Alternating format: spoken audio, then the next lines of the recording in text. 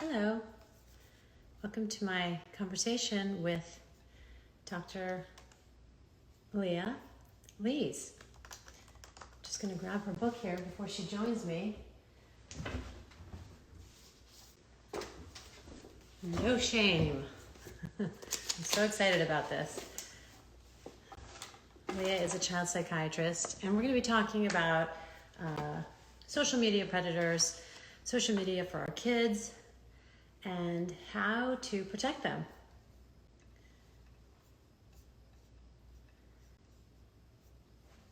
Okay, let's see. Here we go. I'm going to bring in Dr. Leah Lees. Her handle, by the way, is Shameless Psychiatrist.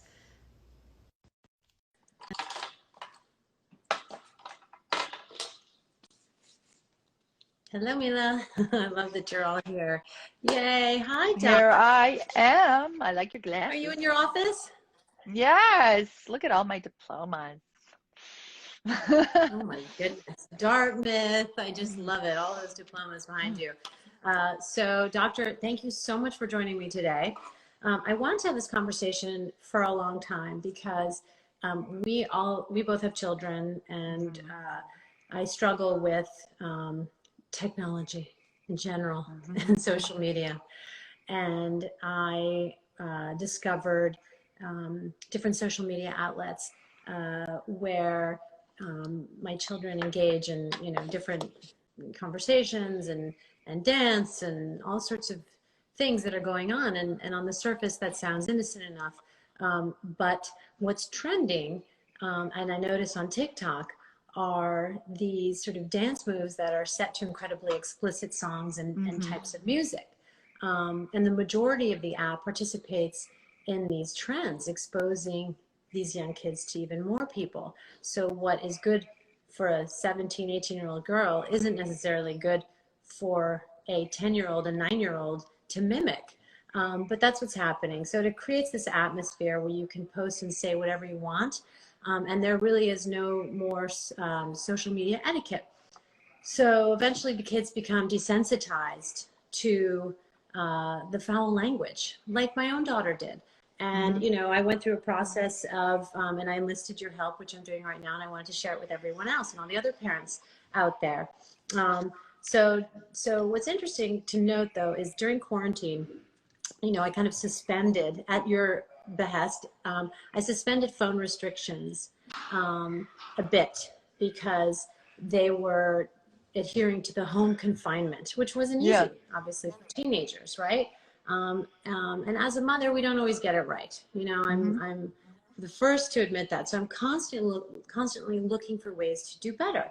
So I started exploring TikTok when my 10-year-old, I let her download the app and do some dancing and fun activities.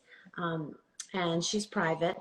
But what I notice is that people go on there saying that they're kids and they're also dancing and they have a profile of some sort and they request to follow her. And sometimes she would accept them thinking they were a fellow peer. But what I learned is that they're not necessarily, they can potentially be these social media predators, these sort of cyber trollers, so to speak. So I wanted to kind of talk to you about how best to educate oneself, because there is a lot of information out there and not necessarily, it's ever evolving. That's the other issue, is that we don't have all the tools. And I wanted to ask you a series of questions, like what should we be allowing and how do we negotiate as parents? And how do we talk about these lyrics without telling them what they actually mean? So let's go back to the beginning. And also, of course, you're the perfect person to talk about this because you wrote this amazing book called No Shame, which just came out. Everyone should order it on Amazon. There's a lot about cyberbullying and all that stuff, the impact of media in the book. But first, let's talk about the problem. The problem is like 90% of teenagers now have even age 10 and up have almost unrestricted access to the internet. Even worse because now they're online school. So all day long, not just like normally schools would confiscate their phone and devices. Now everybody has it all day long. Either if they're homeschooled or at school, they've got their laptops open. One in five teenagers report they have been targeted or had unwanted advances come from strangers due to their technology. And 1 in 25 have met up with those people and been sexually assaulted. That is like horrifying. Wow. And only 25% of the time are the parents ever notified, because parents don't think to have the conversation with their kids. If anybody asks to meet you that you've ever heard of on the internet, and you do know very specifically, I want to call their parents, blah, blah, blah, blah, blah. And so, because we weren't raised like that. So we don't even think of it, right? And so it's really a big problem. It's scary. I will give you some solutions, but I wanted to give you the problem first. And right. The other thing is that our innocent little 10-year-olds are seeing these suggestive music and lyrics, and they're imitating them because they like, Cardi B. They like these amazing, dance moves that they're seeing, and they don't realize that it's very sexualized because they don't think that way. And so then that presents a whole nother problem of like attracting predators, like, with these young children. And how do we like young teenagers, and how do we like explain it to them without like ruining their, innocence? And so that's another part of the problem, which we should talk about.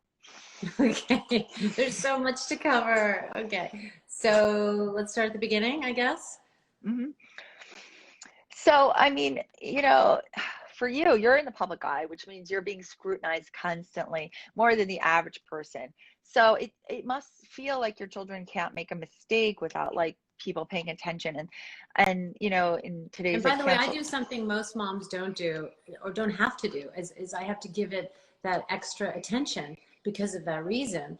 And I don't always catch things. I find myself deleting a lot. I find myself trying to educate myself about how to, what should I be looking for? What are the songs that we need to, not let them dance to? And I had to enlist my 17-year-old to set up an account for me on TikTok, for example, so I could monitor the 10-year-old, so I could engage and with, see what her friends are doing, what all those girls are up to, and what these songs are that are trending. And these songs that are trending are so explicit, it makes it tough because it desensitizes the young kids, and they don't know what they're saying. They're just lip syncing to these words, and they don't even know what they mean. I know. I mean, they're saying pussy. They think it's a pussycat. They don't know. And they're all of a sudden having a conversation of what that actually means, which, is great because it gives you an opportunity to say, these are the names of your genitals, the real names, labia, vagina, nipples, and you should use those words. And when somebody says pussy, it's a very derogatory, nasty word for something that is beautiful. It's a time to impart wisdom. Like, you should just be honest. You're not gonna like, if it's a racial slur, you say like, those slurs are being used to, repress people and they're offensive, and just go for it, just to tell them the truth. And that imparts your values. This is my values as a mother. We don't use those kinds of words in our house. Some people do, but we don't do it because we want to try to be civilized people, and that's not who we are. And great opportunity to share why that song is.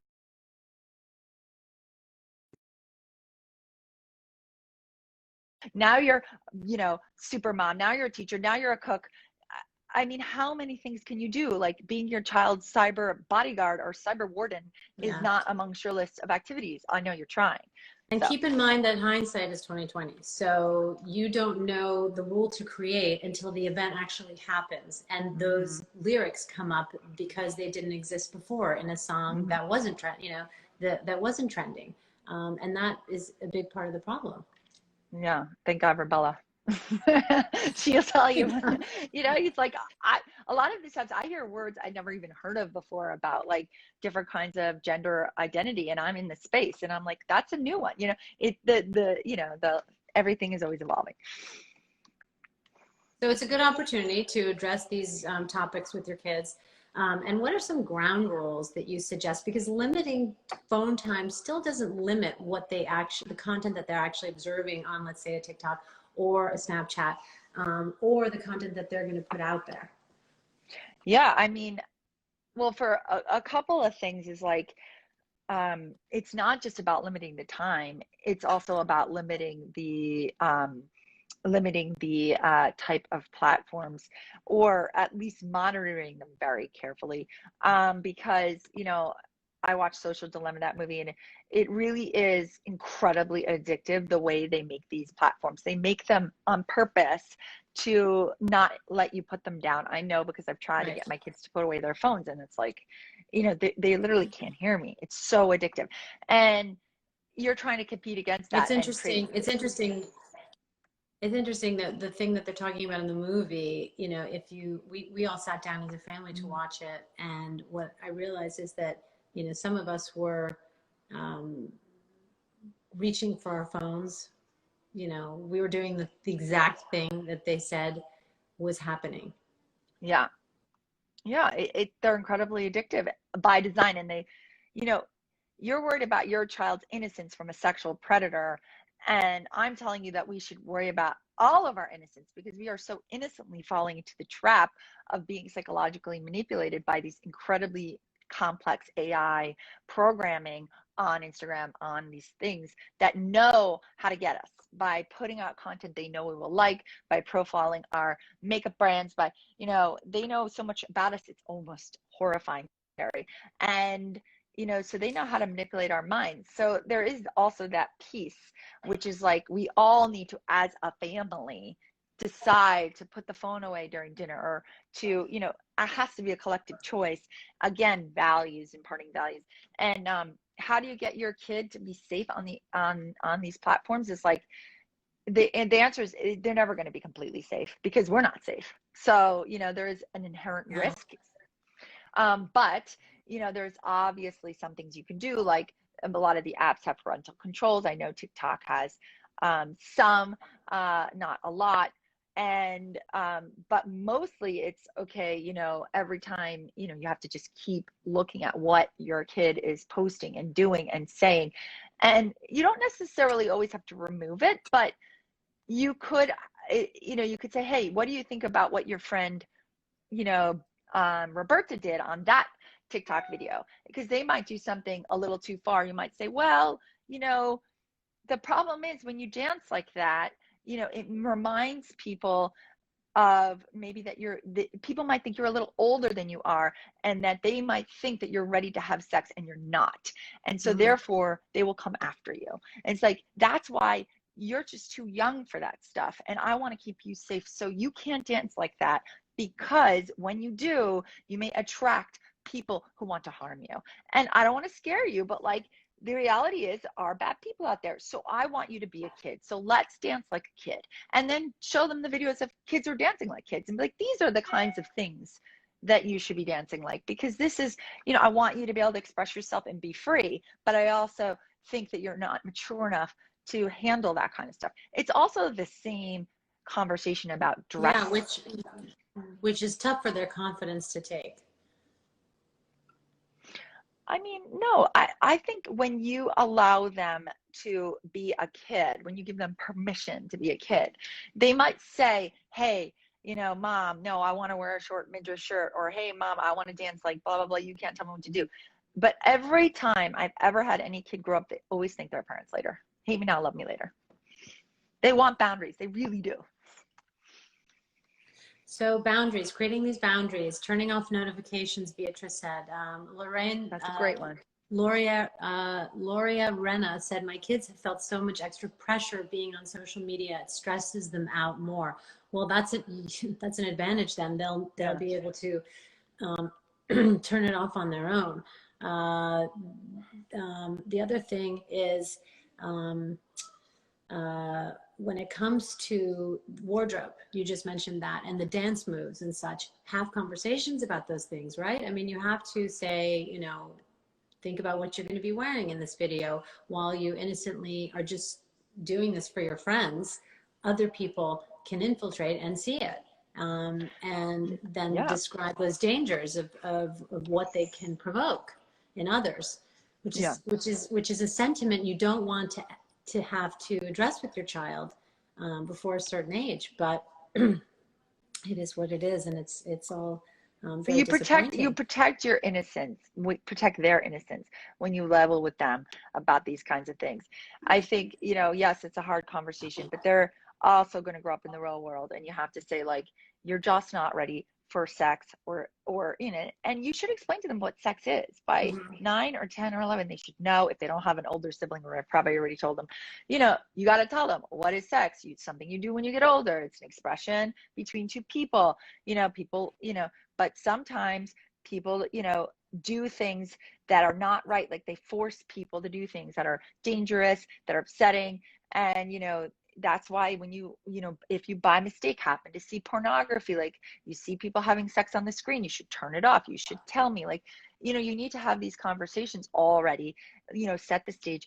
And that way, like, they'll come to you because they are innocent, and when they're starting this, they're innocent, and then all of a sudden their innocence is gone because they see too much, and you can't unsee it. It's like watching a horror film.